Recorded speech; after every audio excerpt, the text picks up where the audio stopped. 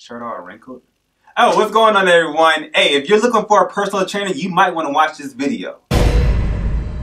What's going on, Mixonite? I'm Nathan Mixon with MixonFitness.com, and in this video, I asked a question to Facebook, and I asked them, what questions do you ask a personal trainer? Myself being a personal trainer, I'm going to answer those for you guys. So this is actually a Q&A. My first question comes from Ji Yang Wu, and if I mess your name up, excuse me, I can't read, I just lift weights, alright? Just don't blame me. Do you advocate the usage of a Smith machine? Smith machines are great machines, but I don't necessarily use them for, squatting. A lot of people use them for squatting, doing things upside down with them, but I'm not very comfortable with that machine, so I wouldn't necessarily make my client do any kind of training with that particular machine. And I myself love free weights. If your trainer can't do the workout they want you to do, then you probably shouldn't be doing them either, unless you're like a super athlete or something like that. Orville Stewart says, how much is this going to cost me? Training, as far as that's concerned, it varies from person to person. I can't really put a stipulation on a certain trainer's cost. Me, myself, the more busy I get, the more I charge. If I'm too busy to train you and you really want to get it in, I'm going to tax you.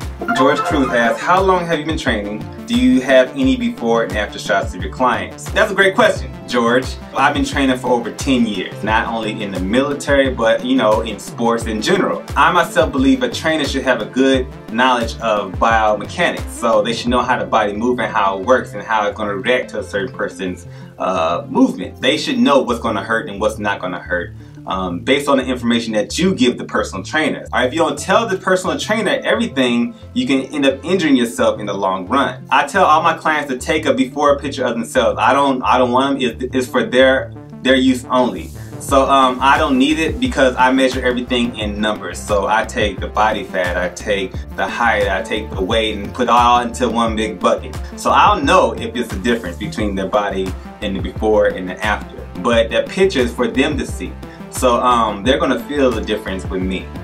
As far as them seeing the difference, that's up to them. Jeff Boomhauer asks, what is the meaning of life?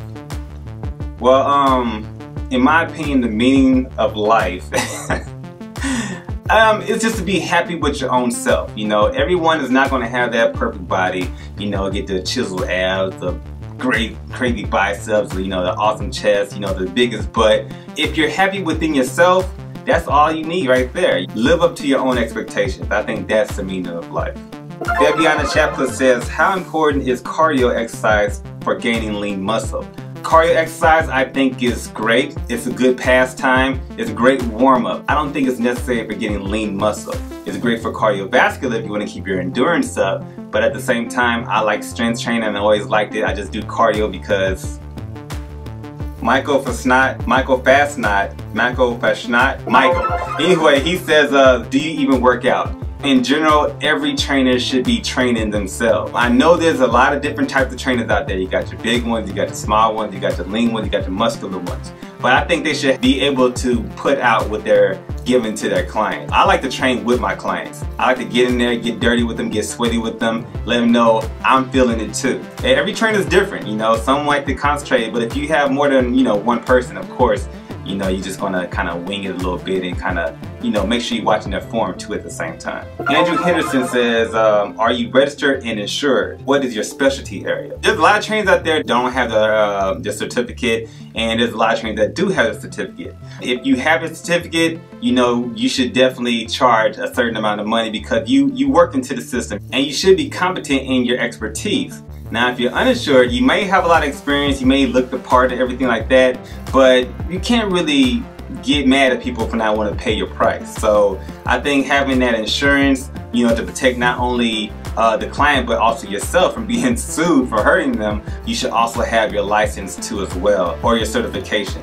Luciano Galvez says, why am I paying so much? Okay, I get it. Okay, sometimes you have to work 4 hours in order to freaking pay for 1 hour of a personal training session. And it's definitely understandable. It can be quite expensive, but at the same time, you can't really put a price on your health. If the trainer's really good and you're seeing these results, it may be worth the money. And it's just a temporary fix. You don't always need a trainer. All you need to do is get to your goals, set those milestones. Once you reach them, you should be taking notes on everything the trainer is telling you to do. And on top of that, use that to your advantage to work from there. And then you get better on your own. And that way you don't have to pay for a trainer unless you want to go for something more specific. If you're going to do like a competition training such as bodybuilding, weight loss challenges, things of that nature. All in all, I think it's great to have a personal trainer. When you meet your personal trainer, make sure you come up there with a list of questions, because they're going to ask you a list of questions. They're going to ask you what your goals are, things of that nature. But you got to already know them before you get there. So if your goal is to lose 10 pounds in 1 month, that be your goal. And they set a schedule based off your goals. If a good personal trainer is going to grab you, the client's goal should become the personal trainer's goal. Having a personal trainer give you a better chance of not injuring yourself, having someone to talk to during your workout session, and having someone there to motivate you to get you through that workout. I hope you guys enjoyed the video. Make sure you subscribe to the video, hit your push notifications, and also hit that like button. I'm going to be working out pretty soon. I live in Chicago. It is cold outside, and I be freezing out there. So I know it's not an excuse, but we're gonna have a lot of workouts coming out. I hope you guys are ready to sweat, because I have some crazy stuff coming out pretty soon. Looking forward to our next video. Catch you later. Peace.